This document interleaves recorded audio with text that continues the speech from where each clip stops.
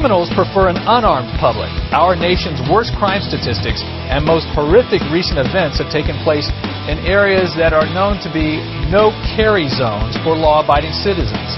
There's a reason schools make such good targets for gun violence. Only the criminal will be armed.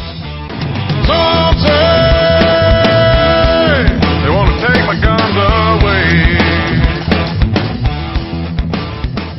And I had to chuckle because then I noticed we had Mr. Brady up here who was hit not with an assault weapon but with a .22 caliber revolver. So getting beyond that. It's about the weapons, the guns. Where did the killer get them? They're shocked at how easy it is to purchase a gun. It is simply too easy to obtain a firearm.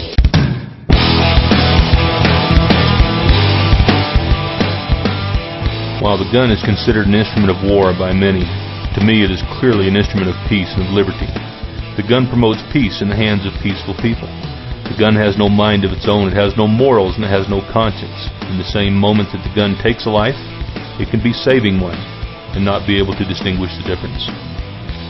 The gun in its use, for good or for evil, is solely at the discretion of its bearer. It took me a good 45 seconds to realize that this man wasn't there to commit a robbery. He wasn't there for a hit. He was there to simply shoot as many people as he possibly could. The gun levels the playing field when confronted by larger men, armed men, multiple attackers, and tyrannical governments. The right of self-preservation, the right to possess that gun, was afforded me by my Maker and is non-negotiable. It is not up for consideration or discussion by any man or group of men on this earth. The right to bear arms is what protects my other rights, and considering the source of that right, it cannot and will not be taken away or disguised as some watered-down compromise.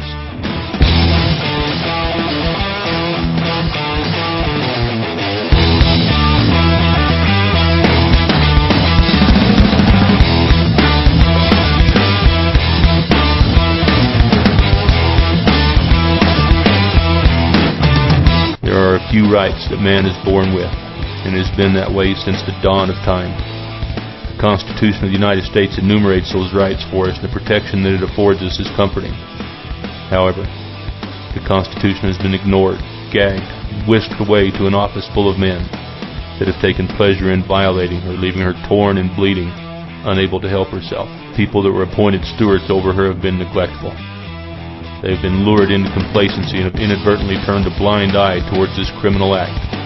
We, the people, have been distracted. We were promised safety and protection by the very men that have perpetrated this vile deed. Without the support and protection of free men, dedicated, patriotic Americans, the Constitution is truly nothing more than a piece of paper.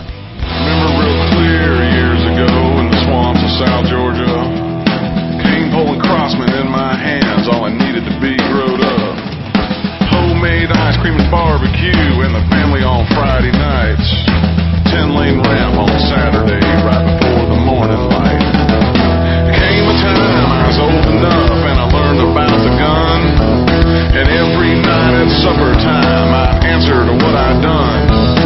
Those the days I forgot about the way it used to be. They got no respect and no cold steel, just games on TV. A burning hell before I sell my rights away from me. It's high time we embrace the tool that keeps all men free.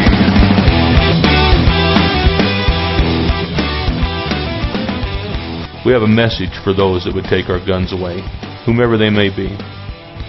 From whatever country or whatever unconstitutional faction they may belong to, please understand that we have had everything taken from us that we are willing to surrender. Some of us have been shooting since before many of you were born. Many of us were trained by the same people that trained you, and some of us, through years of experience, know tricks that they haven't taught you yet. Think of your families and your future with them as we have done. We have decided that our future and that of our children cannot and will not be without freedom. We are willing to die to defend those God-given rights if need be. The question that each of you must ask yourselves: are you willing to die to take them away? From Hillary Clinton, from Barbara Boxer, Dianne Feinstein, from a whole gaggle of numbnuts who would try to tell me they will dictate where, how, and if I can defend myself. I find that preposterous. I find it unacceptable, and I will not accept it. I am a free man. Don't tread on me.